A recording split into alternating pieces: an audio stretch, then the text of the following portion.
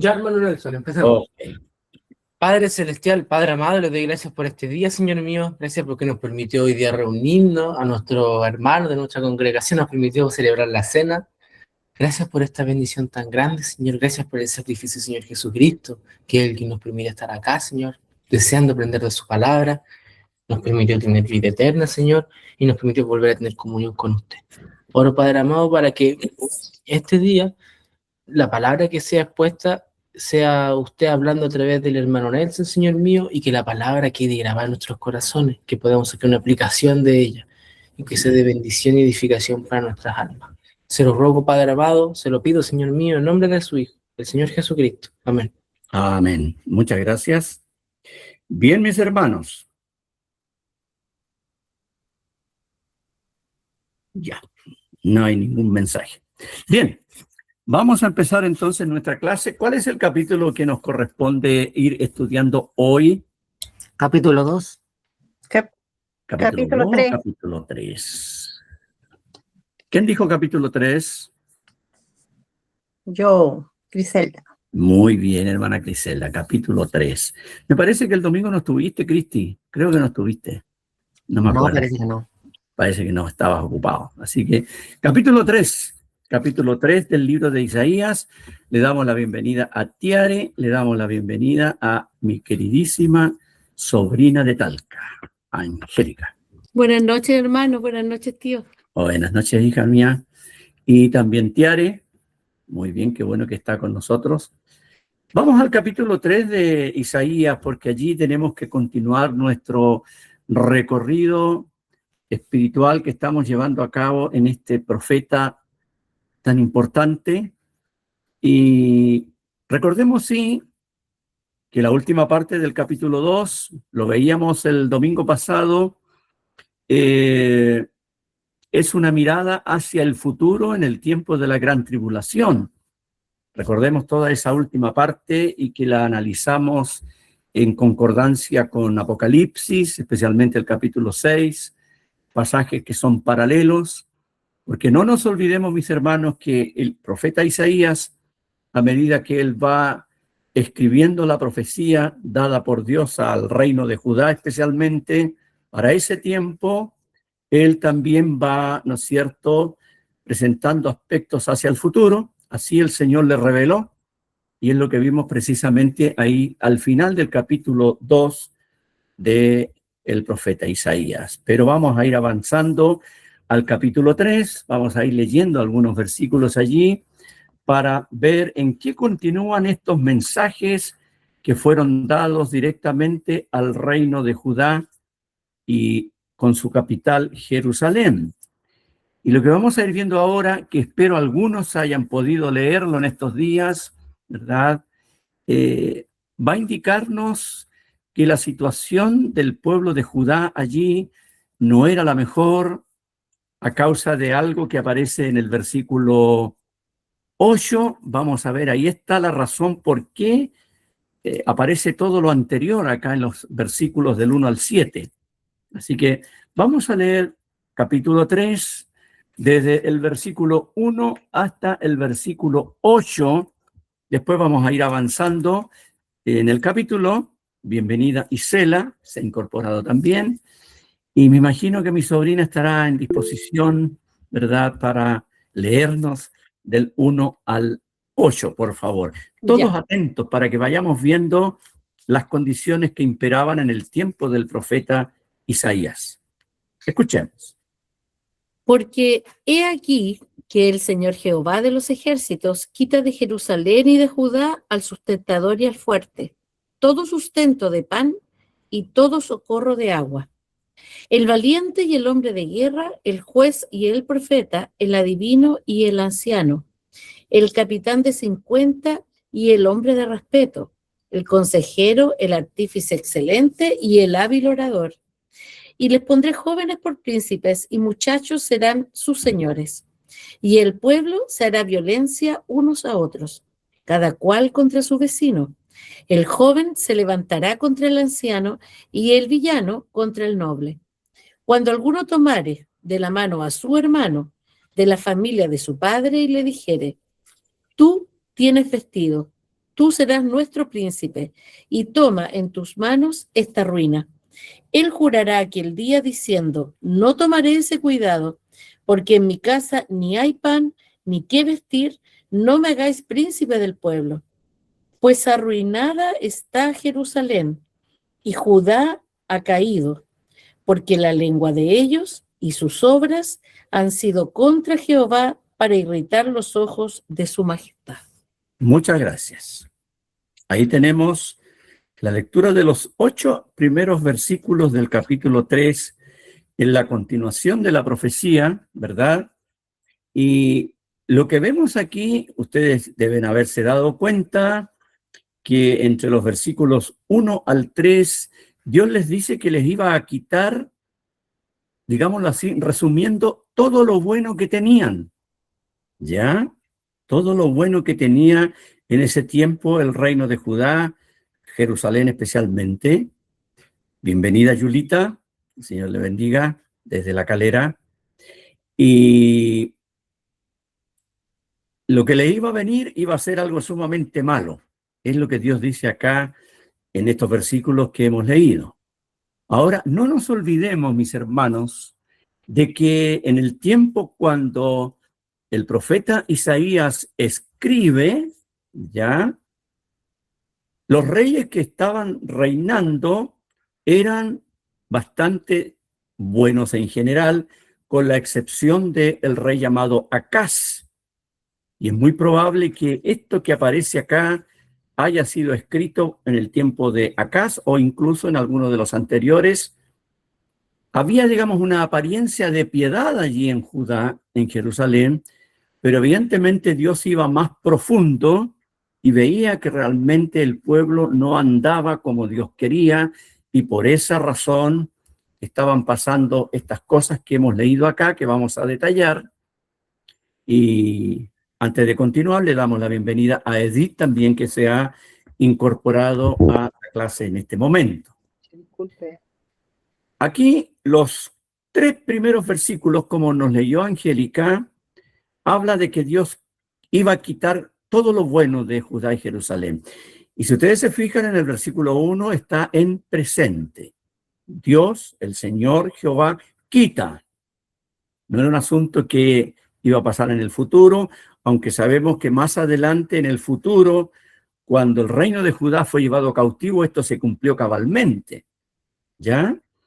Pero Dios les iba a quitar y les quitó todo lo bueno. Si nosotros miramos allí, sustentador al fuerte, dice el verso 1, el sustento de pan, el socorro del agua.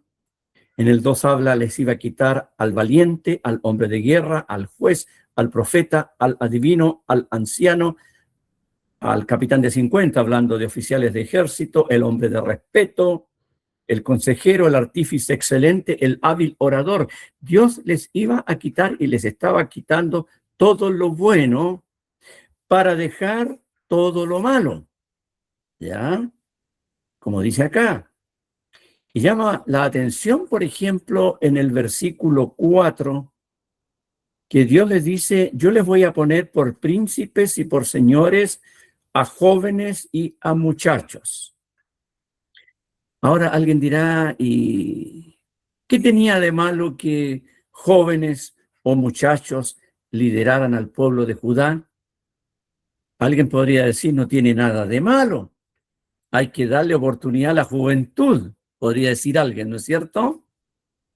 Pero ocurre, de acuerdo a lo que nosotros entendemos en la Escritura, que la gente joven, y aquí hay varios jóvenes en la clase, jóvenes, damas y varones, a los cuales les tenemos, por supuesto, todo el respeto y el amor cristiano del mundo, y no estamos diciendo nada contra los jóvenes que están en la clase, que quede claro eso, ya.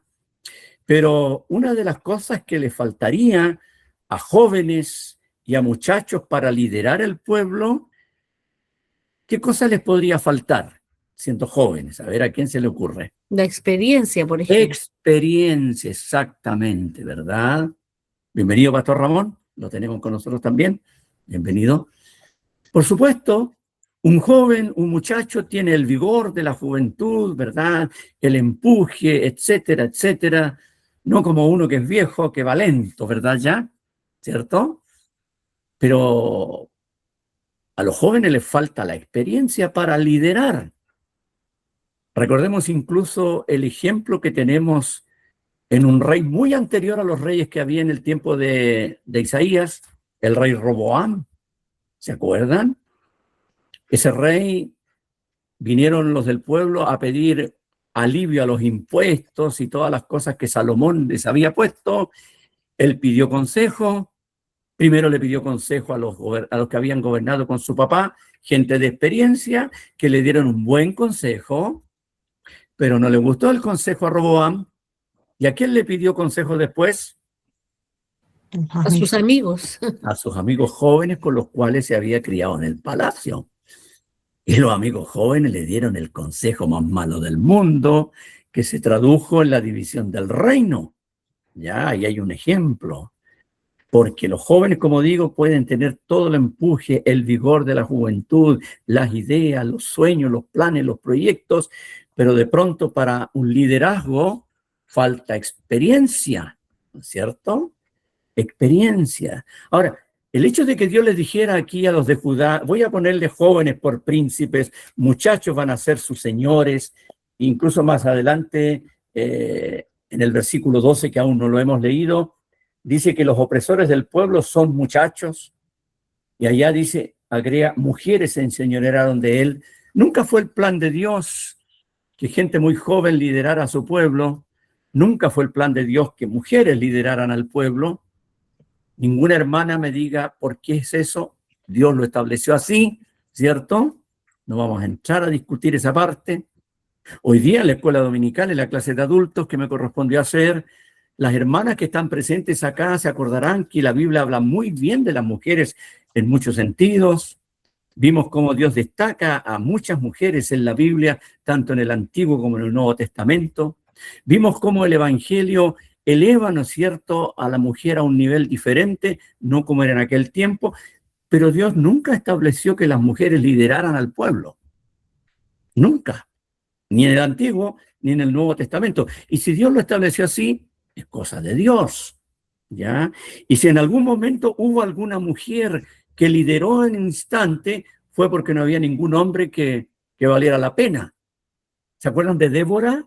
Hoy día en la mañana, los que estaban en la clase se acordarán, lo vimos. Débora fue profetisa un tiempo, en el tiempo de los jueces, porque Barak, que era el que tenía que ir a luchar, era medio timorato, era medio cobarde, y Débora tuvo que empujarlo para que fuera. Recordemos eso. Entonces, había momentos tan complicados en el pueblo cuando Dios usaba a una mujer.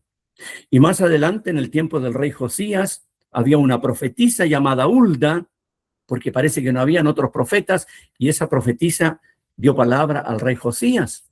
Pero nunca fue el plan de Dios, no lo vemos en la Biblia, que ni jóvenes ni mujeres lideraran, en el caso del pueblo de Israel, su pueblo. Y en el caso del reino de Judá, en el único tiempo que hubo una reina, fue una mujer impía llamada Atalía, que reinó 6 años, ¿ya? Pero fue una mujer que tomó el poder por su cuenta y que evidentemente nunca fue el plan de Dios, ¿ya?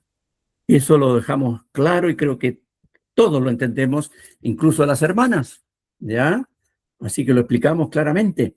Y acá pasó o iba a pasar eso justamente con el pueblo de Judá.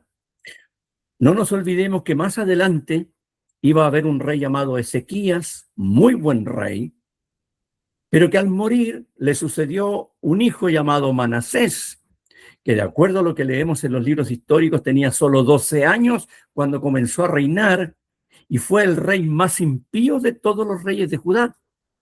Y que producto de la acción de ese Manasés, que incluso reinó 52 años, desde los 12 años en adelante, vino finalmente el castigo para el reino del sur.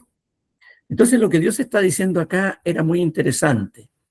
El pueblo de Judá había dejado las cosas de Dios, no estaba actuando bien, entonces todo lo bueno que había Dios se lo quitaba y estaba dejando todo en manos de jóvenes, en manos de mujeres, y esto iba a producir, como dice el versículo 5, violencia. ¿verdad? Unos contra otros.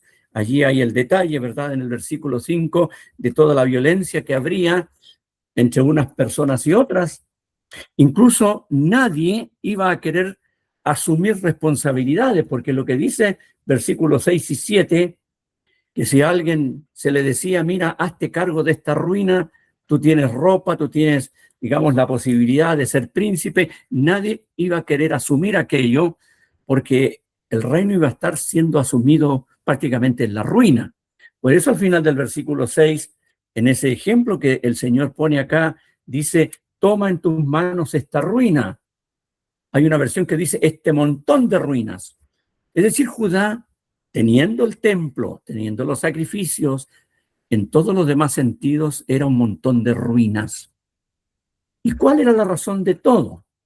Lo vimos allí en el versículo 8. La razón de todo ese problema que había en ese tiempo, más allá de la religiosidad que tenían, es lo que dice el versículo 8. Arruinada está Jerusalén y Judá ha caído, porque la lengua de ellos y sus obras han sido contra Jehová para irritar los ojos de su majestad.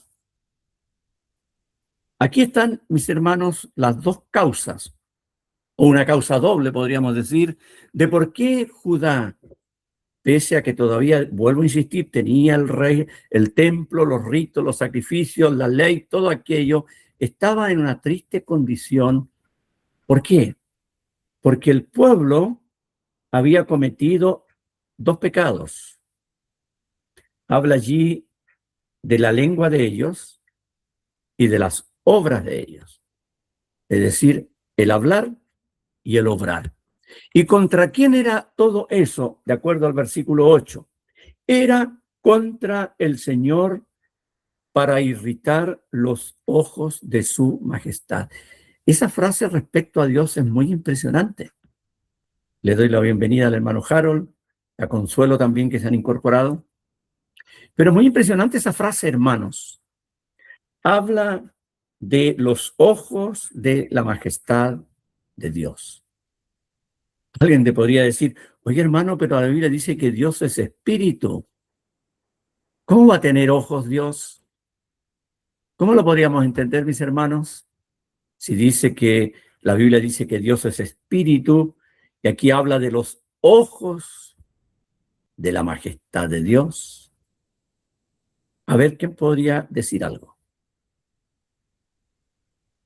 Esa es una figura que se utiliza donde a Dios se le atribuyen características físicas que tenemos nosotros para que nosotros entendamos a qué se quiere referir el texto. Muy bien, Nicolás, muy bien. Ha aprendido bien la teología propia. Muy bien. Es un lenguaje llamado, a ver si alguien se acuerda, yo sé la frase, pero a ver si alguien se acuerda. Antropomorfismo. Muy bien, pastor. Aprendió bien la lección también. Sí. Es un lenguaje antropomórfico, es decir, que toma la forma de lo que somos nosotros. Como bien decía Nicolás, para que podamos comprender algo de Dios, de su grandeza. Porque de otra manera, mis hermanos, no entenderíamos nada de su persona. No nos olvidemos que Dios es tan grande, es tan infinito, y nosotros somos tan pequeños, que Dios usa ese lenguaje en la Biblia muchas veces. Por eso aquí tenemos los ojos de la majestad de Dios. Pero en otras partes de la Biblia aparecen, por ejemplo, las manos de Dios, ¿cierto? Hay un versículo en Deuteronomio que habla de los brazos eternos, dando la idea de un lugar de refugio y de fortaleza, ¿verdad? Incluso la Biblia habla de la espalda de Dios. Cuando Moisés quiso ver la gloria de Dios, ahí en el Éxodo 33, y Dios le dijo, se verán mis espaldas, pero no mi rostro. Dios ahí incluso usó ese lenguaje. Y aquí vemos que se habla de los ojos de la majestad de Dios. Y le pregunto a mis hermanos, bienvenida María Mercedes, no le había dado la bienvenida María Mercedes Araya, bienvenida también.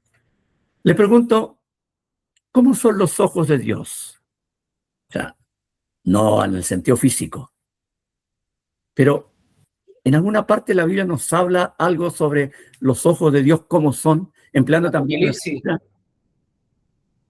¿Cuál, Nico? En Apocalipsis, ¿Qué dice allí?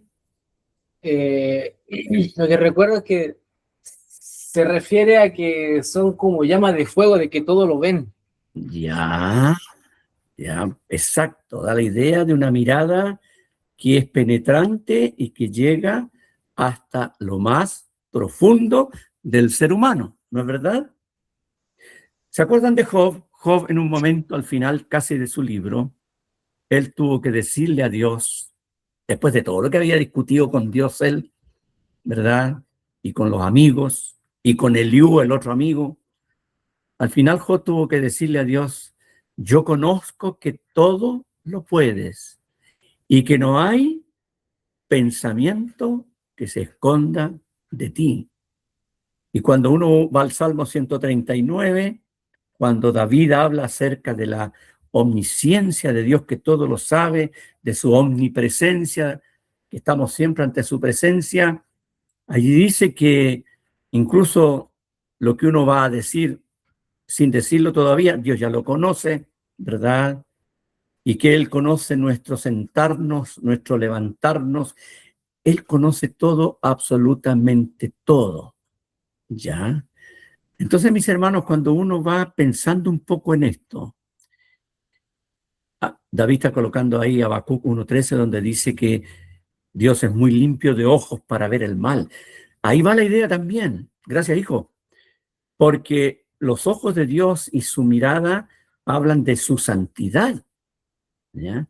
Hay un salmo, el Salmo 11, donde dice que Dios está en su santo trono y dice que sus ojos ven y sus párpados examinan a los hijos de los hombres.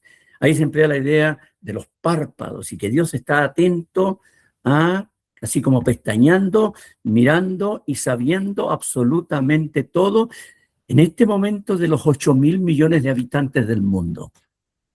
Hermanos, esto es impresionante. Y dentro de esos 8.000 millones estamos todos nosotros, cada uno. Y Él conoce hasta lo más profundo de nosotros. ¿Sabe lo que pasa? A veces sí, a veces se nos olvida eso. ¿O acaso lo recordamos siempre? Yo creo que no. Lamentablemente a veces se nos olvida, ¿verdad? Cuando de pronto guardamos en nuestros pensamientos íntimos cosas que no debiéramos, cuando de pronto miramos lo que no debiéramos, cuando de repente hablamos lo que no debemos, cuando de repente actuamos como no debemos, se nos olvida de pronto que el ojo de Dios está atento y es el ojo santo de Dios. Entonces aquí en el versículo 8, cuando Dios le dice la razón de la ruina de Jerusalén, era por esto, porque el hablar de ellos, por eso habla de la lengua de ellos, y las obras de ellos, es decir, su actuar, su manera de ser, habían sido contra el Señor, ¿verdad? Irritando sus ojos, produciendo que Dios se molestase a causa de el hablar de ellos y a causa del actuar de ellos. ¿Podemos aprender alguna lección aquí? Yo creo que sí. Porque a veces, mis hermanos amados, todos nosotros de pronto actuamos como no le gusta al Señor. De pronto nosotros hablamos lo que no debiéramos hablar. Usamos lenguaje que no corresponde. Actuamos como no corresponde. Y eso irrita los ojos de la santidad de Dios. Por supuesto, Israel estaba en una condición distinta a la que estamos nosotros. Ellos eran el pueblo del antiguo pacto, no nos olvidemos nunca de eso. Nosotros cada uno somos parte de la familia de Dios, hijos de Dios, pero aún así es el mismo Dios, con las mismas características, con las mismas perfecciones, con la misma santidad. El mismo Dios que decía esto la palabra, que se le irritaba a él con la actitud que tenían ellos y con lo que hablaban, es el mismo Dios nuestro que es nuestro Padre. Entonces, podemos sacar esa lección y debemos sacar esa lección, y por esa razón el pueblo estaba realmente mal, estaba en ruinas, todo lo bueno se había venido abajo. Dios había permitido que gente que no correspondía, jóvenes sin experiencia, mujeres a las cuales nunca se les dio esa responsabilidad, estuviesen guiando al pueblo, ¿verdad? Como dice allí en el versículo 12, los opresores de mi pueblo son muchachos y mujeres se enseñorearon de él. Pueblo mío, los que te guían te engañan y tuercen el curso de tus caminos. Lamentablemente habían llegado a ese triste estado. Ahora, ¿cuál era el problema, mis hermanos, aquí? Fijémonos en el versículo 9. ¿Lo podrías leer, Angélica, por favor? Verso 9. La apariencia de sus rostros testifica contra ellos, porque como Sodoma publican su pecado, no lo disimulan. Ay del alma de ellos, porque amontonaron mal para sí. Gracias. ¿Sabe cuál es el problema que tenían más encima? Que ellos, hasta en el rostro, su manera, sus fisonomías, ¿verdad?, mostraban lo que había en ellos. Es decir, parece que no había en ese momento como ninguna vergüenza delante de Dios, ni el ánimo de volverse a Dios en arrepentimiento. Estaban realmente en una triste condición. No disimulaban para nada. Y Dios les dice, ustedes son como Sodoma. Publican su pecado. Ahora, yo cuando leía esto, hermanos, pensaba que es lo que ocurre en el mundo sin Cristo, ¿verdad? El mundo sin Cristo, ¿qué hace? Publica el pecado y se enorgullece del pecado, se enorgullece de la maldad del hombre. Voy a poner un ejemplo bastante quizá extremo, pero ustedes saben que existe actualmente en el mundo occidental, por lo menos, porque esto no pasa en el mundo allá de los musulmanes, un día que se llama el Día del Orgullo. ¿De qué? Del orgullo gay. El orgullo gay. Imagínense, hermanos, es un ejemplo quizá un poco extremo, pero que sucede en el mundo sin Cristo. El mundo se enorgullece del pecado, de la aberración. El mundo se enorgullece de haberse desviado completamente de los parámetros bíblicos. El mundo se enorgullece del pecado. Ese es un ejemplo quizá extremo, pero yo creo que si ustedes lo piensan, eso uno lo ve a diario en las publicaciones de las personas, en las famosas redes sociales que sabemos que todos cual más cual menos las miramos. Uno ve el orgullo del pecado, la gente se alegra de su vanidad, de su soberbia, de lo malo que hace, se alegran de las distintas parejas que tienen, que terminé con este, ahora estoy con el otro. Estoy poniendo ejemplos. Por ejemplo, sin ir más lejos, aquí en Chile hay muchos actores, ¿verdad?, de televisión, pero ellos se enorgullecen. Mire, fulano estaba con tal persona y terminó y ahora está con esta otra actriz y se acabó con ella y está con esta otra. Y eso es orgullo para ellos y lo cuentan como algo normal. El mundo es así, ¿verdad? Y creo que todos nosotros sabemos que es así. El problema que había en ese tiempo cuando Isaías escribe es que el pueblo de Dios estaba así. ¿Ya? El pueblo de Dios estaba publicando el pecado sin disimularlo, les daba lo mismo, ¿verdad? Les daba lo mismo, exactamente lo mismo. Y por eso Dios dice, ay del alma de ellos. Están amontonando mal para sí. Ahora Dios después aquí, en el versículo 11, hay un ay, el primer ay del libro. Aquí en este libro de Isaías vamos a encontrar varios ayes.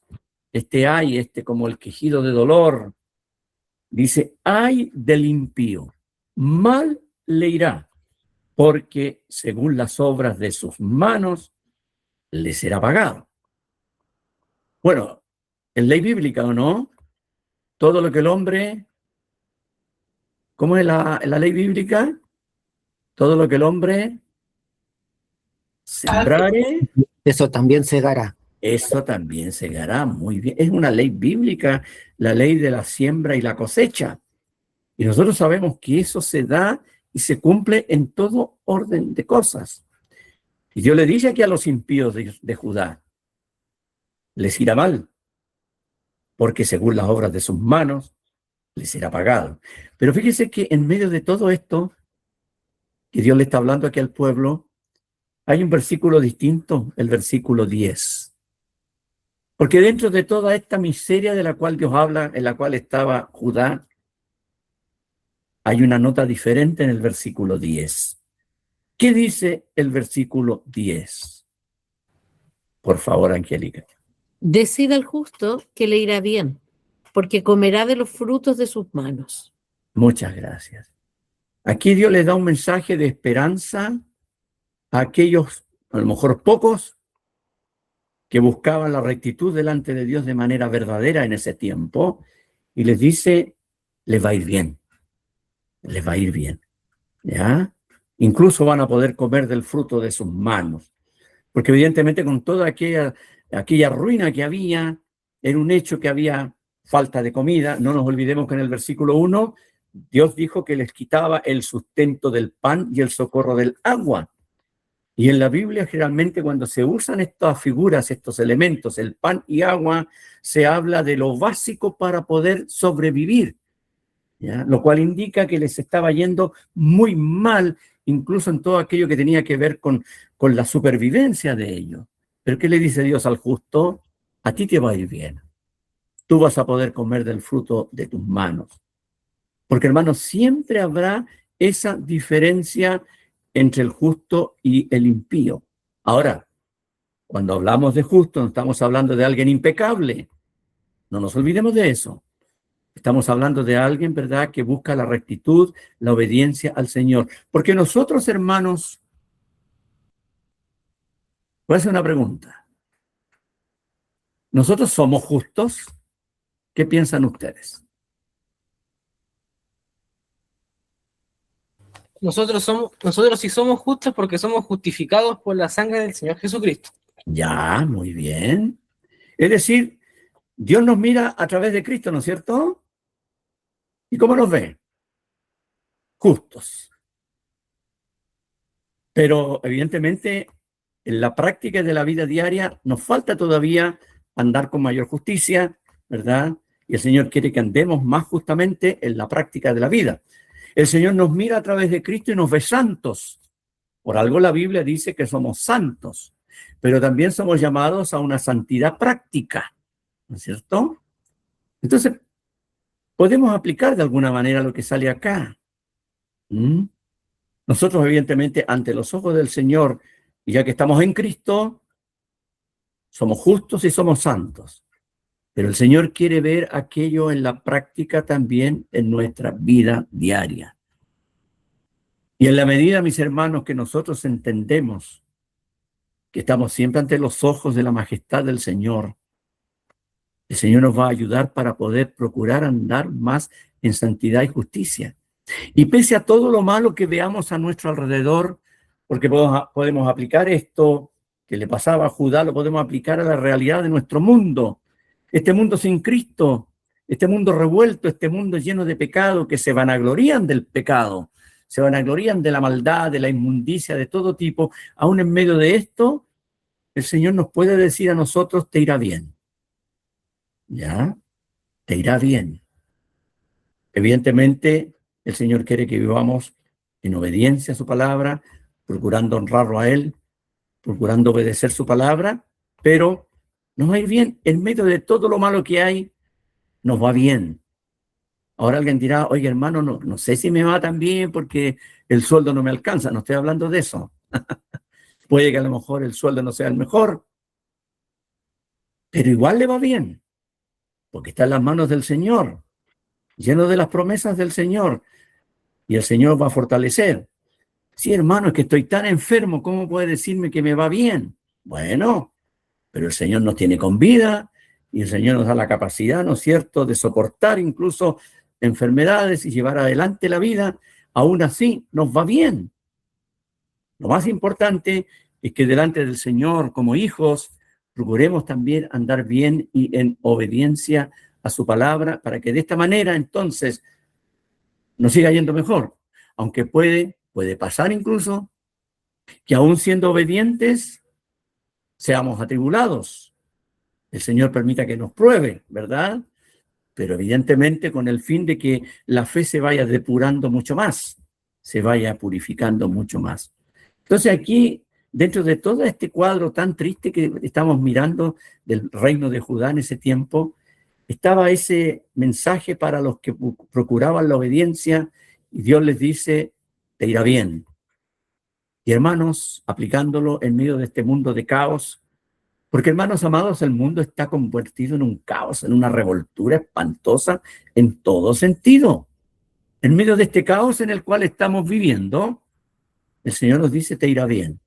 Lo importante es procurar mantener nuestro andar y nuestro hablar honrando al Señor. Bueno, he estado hablando yo casi solamente, puede que haya algún comentario, alguna consulta. Generalmente el pastor Ramón siempre nos da algún pensamiento que enriquece lo que estamos hablando. Pastor Ramón. Bueno, no sé si los hermanos demás quieren comentar algo antes también. El pastor Ramón les da la oportunidad primero a otros. Muy bien. Vamos a contar hasta 10.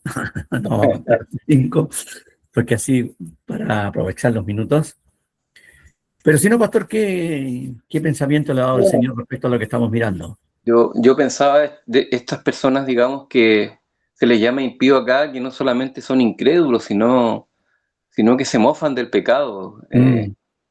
Y me acuerdo de otro pasaje cuando el Señor dice que el Señor está airado con el impío todos los días. Claro. Pero no es que solamente sean incrédulos, sino que, como dicen, se encuentran deleite en el pecado, casi como una burla. Hablando también un poquito antes acerca de el versículo 4, ¿cierto? Que ya lo habían visto cuando llegué, les daré muchachos por príncipes, y me acuerdo de los gobernantes que nosotros tuvimos hace poco, que pucha que la pasamos mal, ¿cierto? No solamente porque eran jóvenes, que ya también es una desventaja, ¿cierto? Y no porque uno tenga algo en contra de un joven, sino cuando se trata de gobernar se necesita experiencia. Exacto. Se necesita experiencia porque no es algo menor. Y vimos que nos dio el presidente que tuvimos, no dio el ancho para eso, ¿ya? Sumado a su inexperiencia, también le sumábamos el tema de su pensamiento político, ¿ya? Otra desventaja más, ¿ya? Con principios anticristianos, ¿ya? Antijudeo-cristianos, ¿cierto? Aquellos que hemos tenido durante tanto tiempo en Occidente, que nos han permitido llevar una relativa convivencia entre los hombres, ¿cierto? Creyentes y no creyentes, pero ahora todo es tan distinto porque a lo malo se le llama bueno y a lo bueno malo, y como dice, el mundo está muy revuelto. Claro. Pero aún así nosotros tenemos la gracia del Señor, ¿cierto? Los recursos espirituales que el Señor nos provee para poder vivir una vida agradable al Señor. Claro. Aún en medio de toda esa turbulencia. Yo creo que el día que ya se haga tan difícil vivir, va a ser el día que el Señor va a sacar a su iglesia. Exacto, claro. Si aún nos tiene acá es porque aún podemos brillar para el Señor y vivir una vida agradándole a Él, de obediencia, ¿cierto? Y como hablábamos también el otro día, con todo, mis hermanos, el camino más fácil de recorrer, con todas las dificultades propias de este mundo, ¿cierto? Y de nuestro cuerpo, de nuestro ser caído, el camino más fácil de recorrer es el camino de la obediencia. Claro que sí. El camino de la obediencia es el que trae obstáculos que nosotros mismos, por nuestra desobediencia y por nuestro pecado, dificultamos más las cosas, dificultamos y hacemos más difícil nuestro caminar. Claro que sí. Pero con la ayuda del Señor y con la obediencia al Señor, todo se hace más fácil. Y como hablábamos también hoy día, el yugo del Señor es fácil y su carga es ligera. lo cual hace posible vivir una vida cristiana de alegría, de gozo, de contentamientos, y aún en medio de las dificultades que podemos tener, ya no tal vez por nuestro pecado, sino sufrir por otros, ¿cierto? Dolernos por otros, o porque otros nos causan sufrimiento. Aún allí podemos tener la paz del Señor, la tranquilidad del Señor, el consuelo del Señor. Ujú. Eso, mi hermano. Qué bueno, y es muy importante lo que ha dicho, porque cuando usted recordó ese pasaje que usted justo leyó en la cena hoy día y mencionó el tema del yugo, de estar enyugado al Señor, ¿verdad? Pensemos que el Señor es el que lleva toda la carga en el fondo, Él tiene todo el poder. El estar enyugados al Señor se hace liviana la carga porque Él es el que hace la fuerza grande en este yugo. Sí. ¿Ah? Entonces, es la figura muy interesante la del yugo, ¿verdad? Y cuando andamos en obediencia y procuramos honrar al Señor, aún la carga más pesada que podamos tener se hace más ligera. Sí. Porque Él la fortalece, él la sujeta, ¿cierto? Entonces, muy interesante ese pensamiento. Ahora, Consuelo había puesto un versículo ahí, Salmo 5:12, ella me dijo que estaba sin pantalla porque andaba en la calle, así que por eso a lo mejor lo puso la cita ahí, pero estoy buscándola. Ya estoy en casa, más tú al justo bendecirás, como un escudo lo rodearás. Estaba hablando acerca de Ya, precisamente. Claro. pensamiento. Interesante el versículo, Consuelo. Los versículos anteriores del Salmo 5, muy hermoso el Salmo 5 también. En los versículos anteriores del Salmo 5 también es importante porque ahí habla de que el Señor aborrece a los malos, Ya, de que ningún mentiroso, ningún malo va a habitar con él. Entonces, exacto. tiene que ver con lo que usted está hablando, Manuel. Claro, y este último versículo, como mencionas tú, el 12, claro, habla como con un escudo lo rodearás de tu favor. Aún en medio de lo peor, ahí está el Señor. Qué importante entonces es poder andar y procurar seguirle honrando cada día. Gracias por el versículo, Consuelo. Gracias. Ahora, lo que el pastor había mencionado recién respecto al gobierno anterior, yo lo había pensado muchas veces en este pasaje, pero incluso yo hoy día no había querido decir nada sobre eso. Pero es cierto, y esto no pasa solamente en Chile, ocurre en cualquier parte donde gente sin experiencia toma liderazgo, ¿no es cierto? Lo único que produce es daño. Y bueno, sabemos también todo el robo que ha habido, pero ese es otro tema, un tema político. Pero pensando en eso mismo, hermanos, antes de avanzar un poquito más, podemos hacer un alcance a lo que tiene que ver con el liderazgo en las congregaciones. Fíjese que en primera de Timoteo, capítulo 3, cuando Pablo habla allí, inspirado por el Espíritu Santo, acerca del liderazgo cristiano de pastores, obispos o ancianos, que es lo mismo, allí habla de obispado, pero todos sabemos, y si alguien no lo entiende bien, se lo podemos explicar en forma particular después.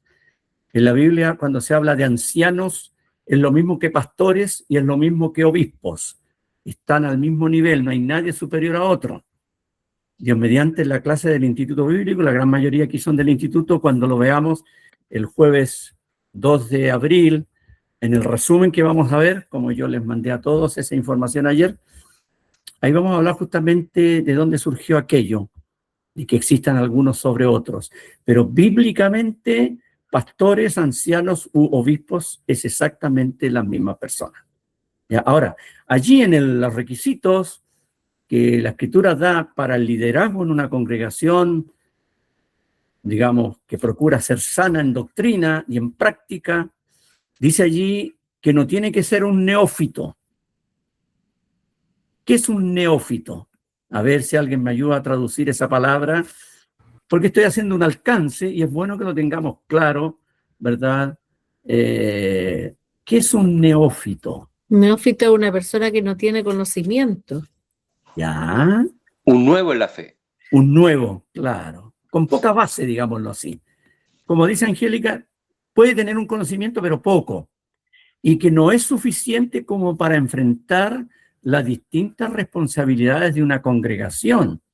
Y acá cuando Pablo enseña esos requisitos dice, no un neófito, y para el que quiere saber y buscarlo después, 1 Timoteo 3, versículo 6, dice, no un neófito o alguien que tiene un nuevo, que tiene poco conocimiento, que va partiendo hace poco, dice, no sea que envaneciéndose caiga en la condenación del diablo. También es necesario que tenga buen testimonio de los de afuera para que no caiga en descrédito y el lazo del diablo. ¿Por qué lo cito? Porque es un alcance a este pasaje de Isaías.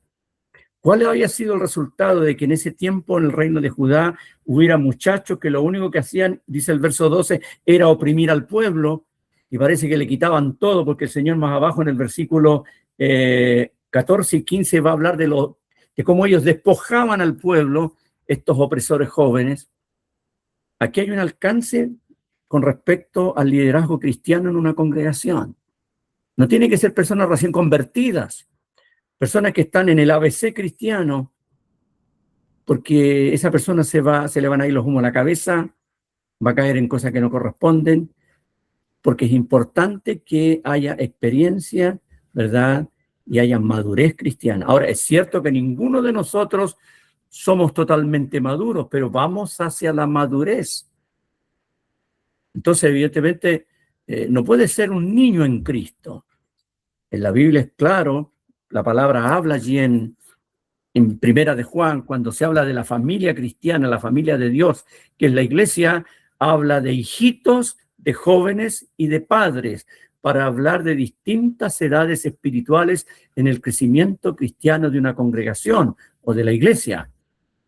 Entonces, evidentemente, un hijito, un creyente nuevo, un neófito con poco o nada de conocimiento, no puede estar liderando una congregación, porque es un grave peligro para él y para la congregación. Y es un alcance que hago al respecto, que también está dentro de los parámetros y del orden de Dios.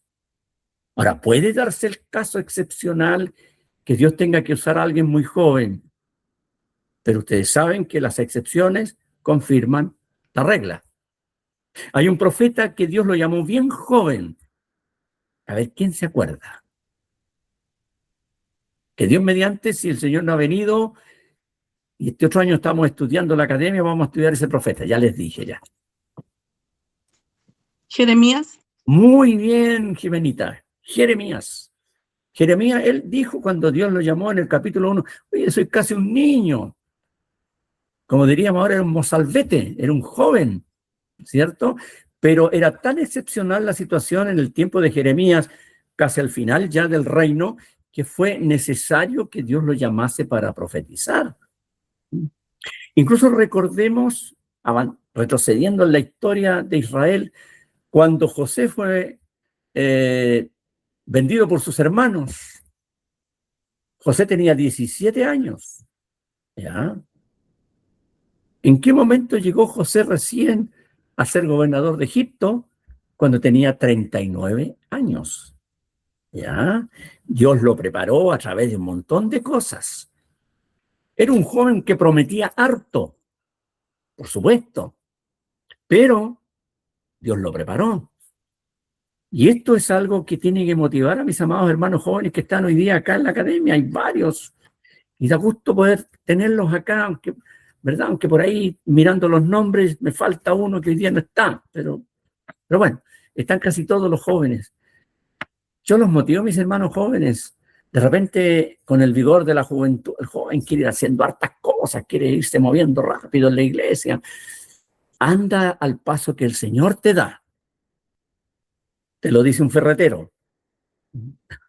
¿Por qué les digo eso? Porque el Señor permitió que yo me bautizara cuando tenía 17 años. Y a poquito empecé a hacer alguna cosa en la obra de Dios y de repente quería apurarme y decir, ¿por qué no me dicen a mí? ¿Por qué le dicen a los otros? No, yo tengo una montonera de historia al respecto. No me gusta hacer autorreferente, pero lo menciono porque es el caso que más cerca tengo, que es el mío. Y el Señor va haciéndolo madurar a uno para que después pueda ser de provecho de alguna manera en el Señor. Incluso acordémonos de Moisés.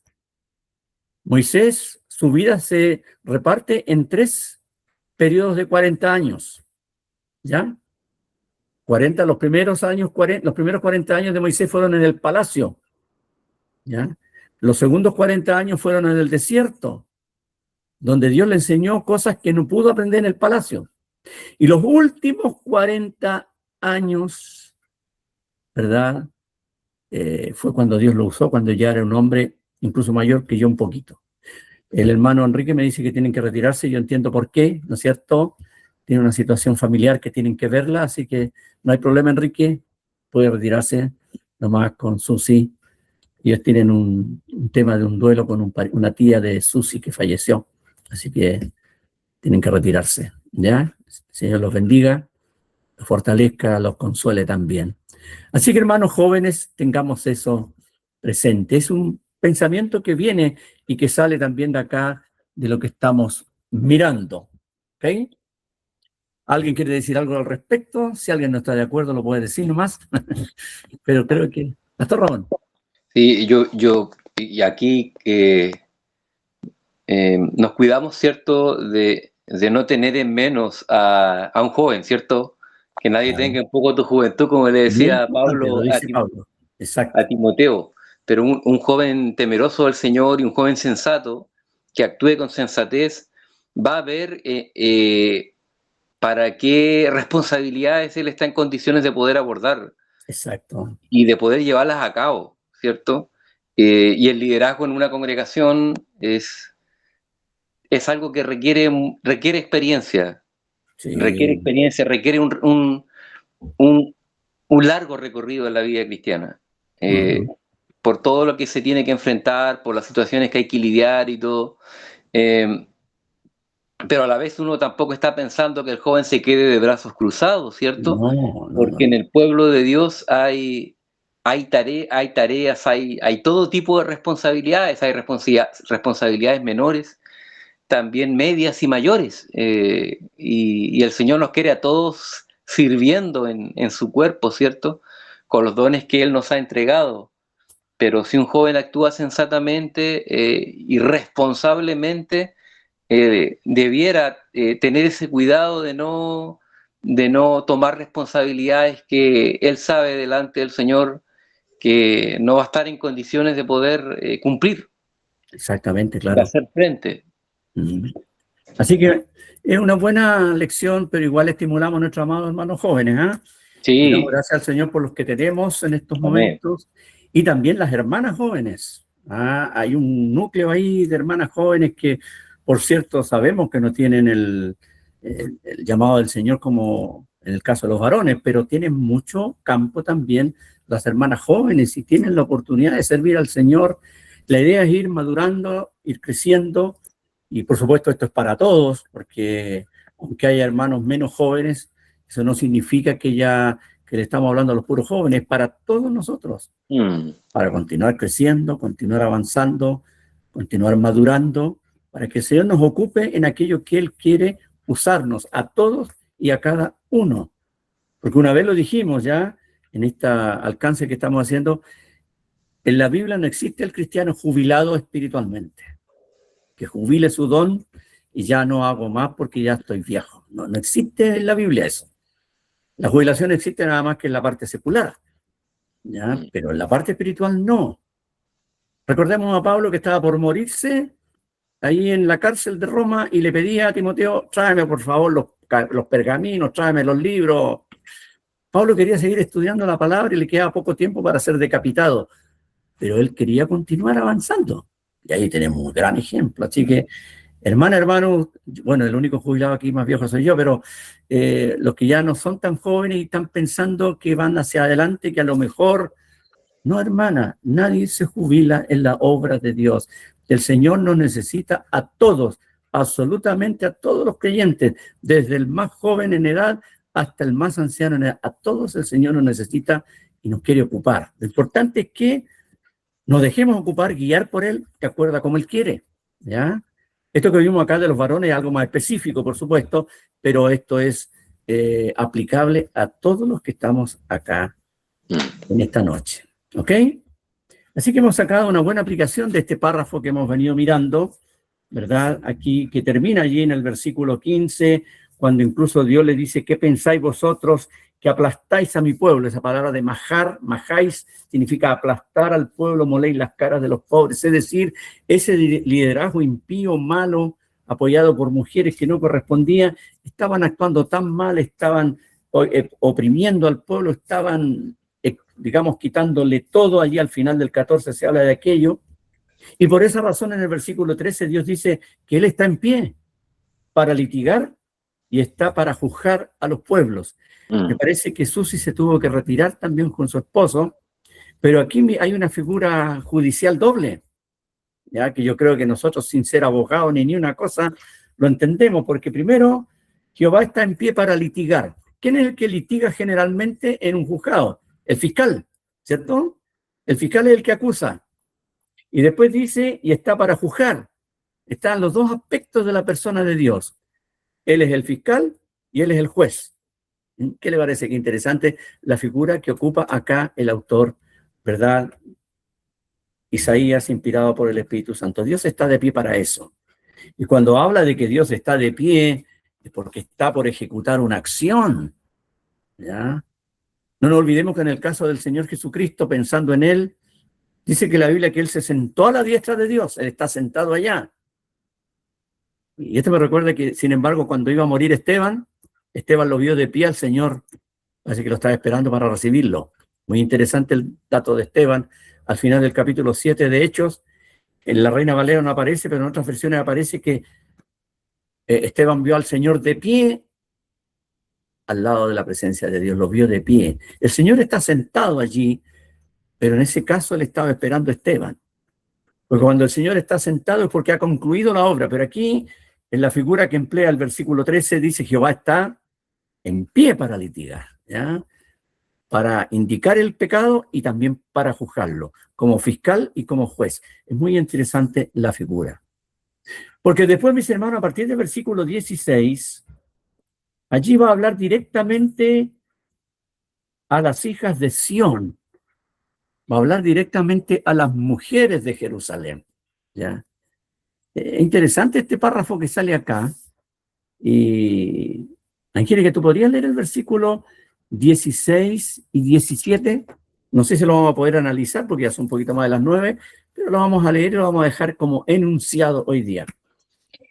Asimismo dice Jehová, por cuanto las hijas de Sión se ensoberbecen y andan con cuello erguido y con ojos desvergonzados, cuando andan van danzando y haciendo son con los pies.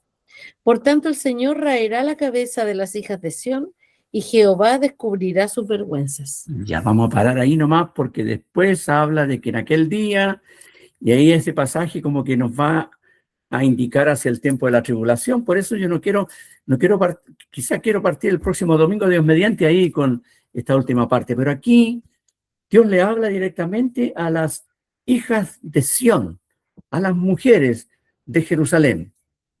¿Qué había pasado con las mujeres de Jerusalén? Cuando uno lee el versículo 16 y habla que ellas se ensoberbecen, andan con cuello erguido, con ojos desvergonzados. Incluso dice que cuando andan van danzando, ¿cierto? Me imagino hay un montón de mujeres danzando, haciendo son con los pies, como dice ahí. Habla de que la descomposición moral estaba impregnando incluso a las mujeres.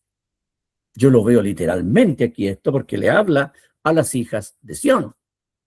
Y se habla de orgullo, se habla de soberbia, se habla de falta de vergüenza, es decir, falta de pudor, falta de modestia. Se habla de una apariencia externa que ellas presentaban, ¿no es cierto? Y que hacían tratar digamos, de manifestar todo aquello que tenían, porque después más adelante el Señor va a hablar de todo lo que iban a perder ellas. Habla aquí de vanidad, habla de soberbia, habla de falta de pudor.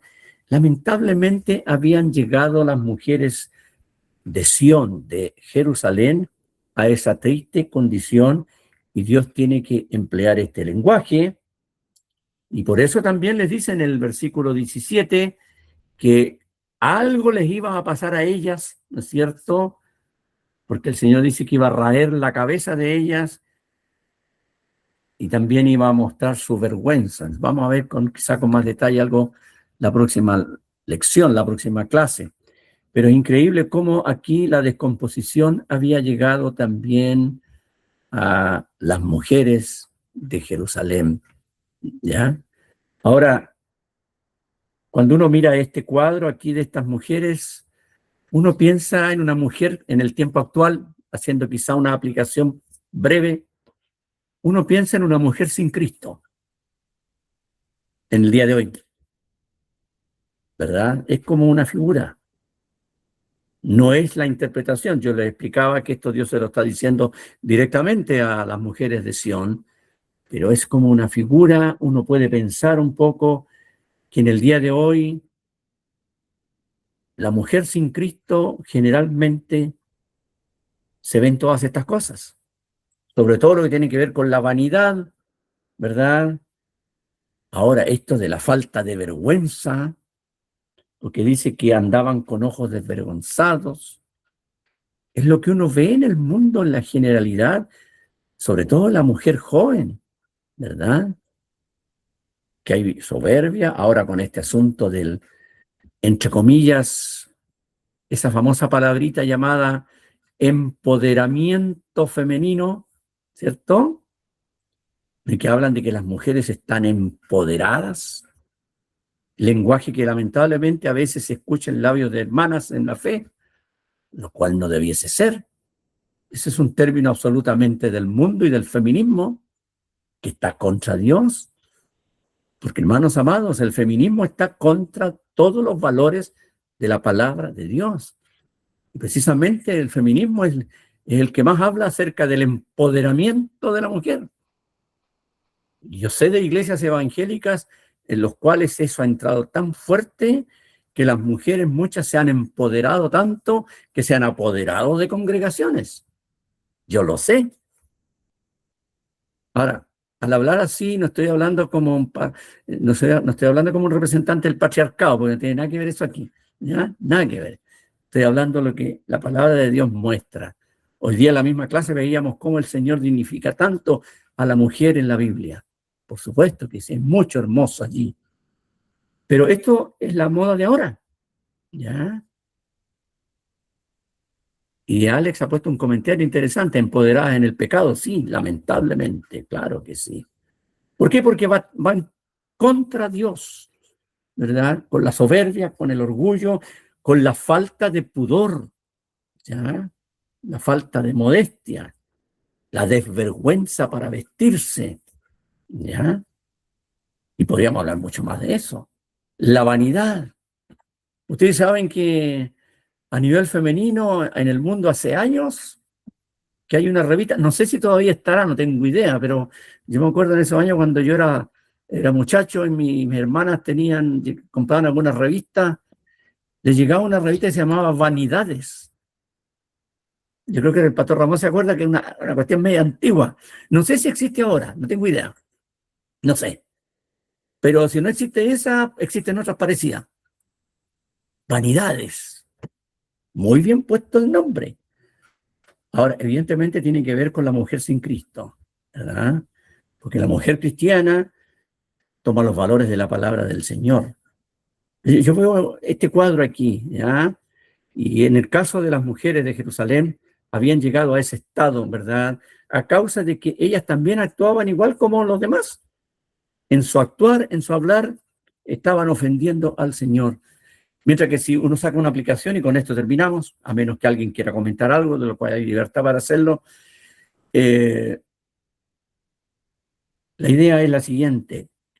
La palabra del Señor a la mujer cristiana le muestra sus valores y le muestra cómo debe ser, incluso en su vestimenta. Y no estoy hablando con esto, hermanos, de que la mujer cristiana tiene que usar los vestidos hasta los talones, ¿no es cierto? Y la mujer cristiana tiene que andar con vestidos manga larga, y la mujer cristiana ni siquiera puede arreglarse un poco el pelo, no estoy hablando nada de eso, ¿ya? Porque hay algunos que llevan al extremo el asunto. Yo conozco una historia que les podría contar de mi experiencia como promotor de sociedad bíblica, especialmente en iglesias de línea pentecostal. No les voy a contar, pero tengo algunas experiencias respecto a eso, ¿ya? La Biblia le da a la mujer cristiana el adorno, el ornato, y el Señor le dice, actúa de esta manera, ¿ya? No con una religiosidad, con una cuestión externa, muy diferente, ¿verdad?, a lo que es la persona sin Cristo, la persona sin Dios. Ahora, eso no significa, vuelvo a decir, que una mujer cristiana no procure verse bien. Por supuesto que es correcto. Es bueno que procure verse bien, ¿ya? Una vez yo escuchaba a un hermano dándole consejo a las esposas de hermanos, ¿ya? Esposas de hermanos que trabajaban afuera, por alguna razón la esposa estaba en casa, ¿ya? Entonces le decía, mire, hermana, su esposo está expuesto a un montón de mujeres de todo tipo en el mundo, donde trabaja, y cuando llega a la casa se encuentra con una persona que anda con el delantal, con una chancleta, con el pelo todo suelto, ¿no es cierto? Ni se ha peinado, anda con la ropa toda sucia, y el esposo, ¿qué pasa? Hay que cuidar eso, decía él. Y es interesante también el consejo que le daba a las hermanas. No quiero abundar mucho más en esto, pero es interesante eso. Y sabemos en el Nuevo Testamento cómo habla el Señor a las hermanas para que actúen de verdad y sean de bendición también para el Señor. Vamos a dejar hasta ahí. Hermano Nelson, Adelante, sí, yo sabía que alguien, iban a dar comentarios. Sí, adelante. hermano Harold levantó la mano ahí para... ¿De veras? Sí. El hermano Harold de la Calera. Hermano Harold, díganos más. Mano, ¿Me escucha bien? ¿sí? Ya. Sí, no, yo estaba justo pensando en lo que usted dijo hace poco rato de las mujeres que se empoderaban y a veces pasa en la iglesia y generalmente pasa, no digo que en todos los lugares es así, es por la falta de nosotros, hombres, de participar y de prepararnos para el Evangelio. Entonces, de alguna manera, ellas quedan mucho más preparadas que nosotros por el desinterés que tenemos nosotros en algún momento. Es un buen pensamiento también. Claro, claro que sí. De alguna manera es así, claro. Aunque, ¿algo más, hermano? No, eso no más. Ya.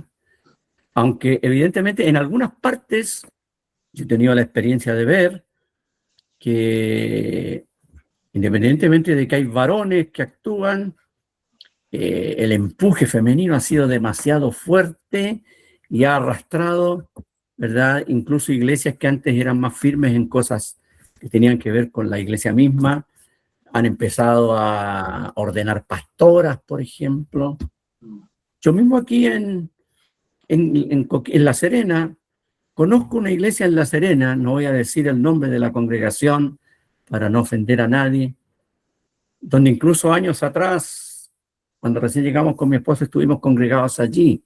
De repente yo veo videos de ellos que aparecen en Facebook, de cultos, y están las mujeres siempre liderando en todo, absolutamente en todo. Rara vez se ve un varón que se pare detrás de un púlpito para decir algo. Normalmente son puras mujeres. Conozco incluso en Antofagasta una congregación que surgió a partir de un trabajo que con un grupito de hermanos teníamos cuando yo vivía en Antofagasta. En una población hacíamos una escuela bíblica en la casa de una hermana, ¿ya? Y producto de ese grupito que quedó, con el tiempo se formó una congregación evangélica. Pero ahí hay puras mujeres liderando, no hay varones. ¿Se fijan? Entonces, en algunos casos el empuje ha sido tan fuerte, y es cierto lo que menciona el hermano Harold, de pronto de varones ha habido indolencia, también ha habido indolencia, ¿ya? Ahora, eso es muy importante en un matrimonio sobre todo, porque bíblicamente el sacerdote del matrimonio es el varón, ¿ya? Si uno lo mira en las escrituras. Entonces, de repente, el varón puede ser un poco dejado, por así decirlo, empleando una frase, y la esposa procura ser más fiel al Señor y se empieza a notar el desnivel allí, y tampoco es bueno. Tampoco es bueno. Pastor, ¿algo más que decir sobre esto? Sí, Bueno, por una parte, es cierto lo que dice el hermano, cierto que siempre en un grupo de personas se hace necesario que alguien lidere. Lógico, claro, Y si no está el hombre, lo va a hacer la mujer, es ¿cierto? natural, Porque lógico. tiene que haber alguien.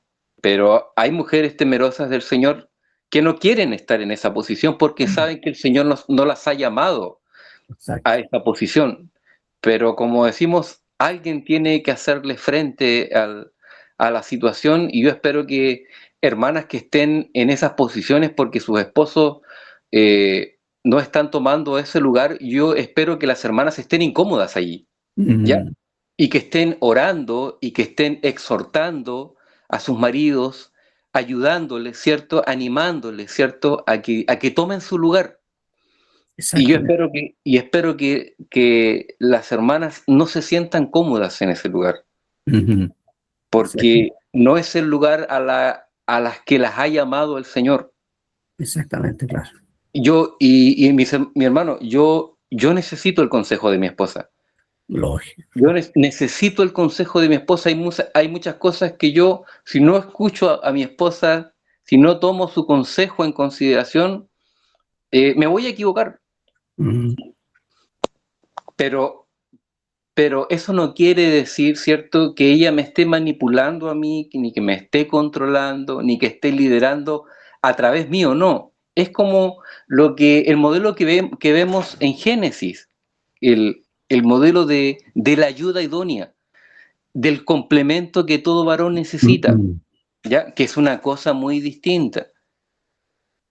Y, exactamente. y también con lo que estamos viendo acá, tampoco que la mujer piense que no hay una labor para ellas, ¿cierto? No hay un liderazgo en el cual ellas se desempeñen, en un liderazgo a nivel de mujeres, Ujú, es muy necesario.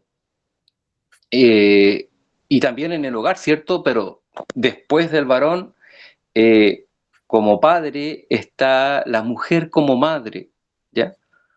También su responsabilidad y su figura maternal, su figura como mujer en el hogar es muy necesaria. Así que yo animo a mis hermanas que están en posiciones, ¿cierto?, en las cuales lamentablemente por la impavidez del varón, que no se encuentra en ese lugar, yo espero que ellas estén incómodas en eso y que estén también orando al Señor y, y animando a su marido, ¿cierto? No como una gotera continua, ¿cierto? mm, No con el sermoncito, sino como el Señor manda en su palabra, claro. pidiendo sabiduría para cuándo hablar, sabiduría para cuándo callar, qué decir, qué no decir, y que el Señor les ayude en todo eso también. Claro que sí.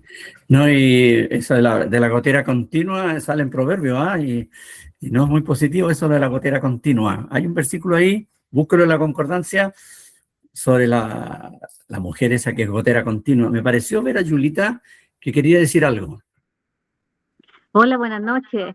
Buenas noches, Julita. Estaba escuchando al pastor Ramón y bueno, concordaba con él al decir que uno como ayuda idónea tiene que animar al marido, Ujú, ya, porque también hay de repente un desequilibrio donde la mujer es muy pasiva y dice, bueno, esto le corresponde a mi esposo y él será el responsable.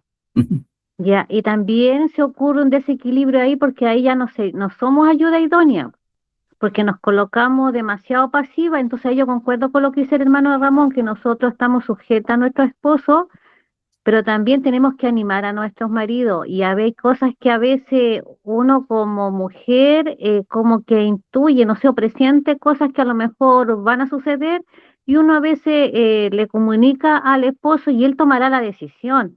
mm, Ya, él tomará la responsabilidad, pero tampoco podemos mantenernos calladas porque yo he escuchado personas que han dicho, bueno, él es el responsable, total, si él se equivoca y los dejamos solos. claro, y Eso. ahí no es ayuda idónea la cosa. Y ahí, claro, ahí pasaríamos a no hacer ayuda idónea. Exactamente, claro Eso. que sí. Claro. Buen pensamiento de Julie también, exactamente. Bien, ¿alguien más quiere decir algo? Si no, vamos a estar terminando porque ya Son las 21:20. Parece que no hay ninguna más mano levantada. Así que vamos a ir terminando. Y como dije, vamos a partir el próximo domingo con esta última parte del capítulo 3, donde se habla todo este asunto de las mujeres y un montón de adornos y un montón de cosas que salen allí. Y el capítulo 4, que viene pegadito y que tiene 6 versos nomás, y que están unidos, ¿ah? Así que, si puede durante la semana, igual les voy a recordar yo, ¿verdad? Vamos a terminar el capítulo 3, desde el verso 16 en adelante, y el capítulo 4, que tiene 6 versículos, así que no es tanto lo que hay que leer, ¿ok? El Señor creo que nos ha bendecido con varias cosas bien importantes esta noche, y pienso en el Señor que terminamos nuestra clase bastante animados en esta noche también. Así que vamos a orar al Señor, vamos a pedir su bendición, que Él nos guarde, nos cuide durante esta noche y en la semana que estamos comenzando en el día de hoy. Pastor Ramón, por favor, nos encomienda al Señor. Bien. Señor, queremos darte gracias a esta hora, agradecer esta reflexión que hemos podido tener, Señor, agradecer como tú has hablado a cada uno, Señor, a hombres y a mujeres en esta noche, Señor, y a cada uno nos has llamado a la obediencia, al servicio, Señor, en tu obra, en medio de nuestras familias también. Y pedimos de tu gracia una vez más, de tu dirección, de tu sabiduría, Señor, para que lo que tengamos que hacer lo hagamos en obediencia a tu palabra, agradándote a ti en todo, Señor, y siendo útiles en medio de nuestra familia, siendo útiles también en el pueblo de Dios, Padre Celestial. Tú quieres usar a cada uno de nosotros. Te pedimos porque cada uno de nosotros esté disponible, Señor, para ese servicio en el cual tú nos has ubicado, Señor, específicamente en el cuerpo de Cristo para una labor específica, Señor, para un servicio específico. Te damos gracias por tu palabra, gracias por nuestro hermano Nelson también, por lo que nos ha entregado. Y en todo, Señor, que nuestros corazones cobren ánimo, aliento, Señor, para esta semana que ha comenzado, Señor, y que en todo te demos la gloria durante esta semana también. Gracias por este tiempo, Señor, y oramos en el nombre del Señor Jesús. Amén. Amén. Bien, mis hermanos, el Señor nos guarde a todos y a cada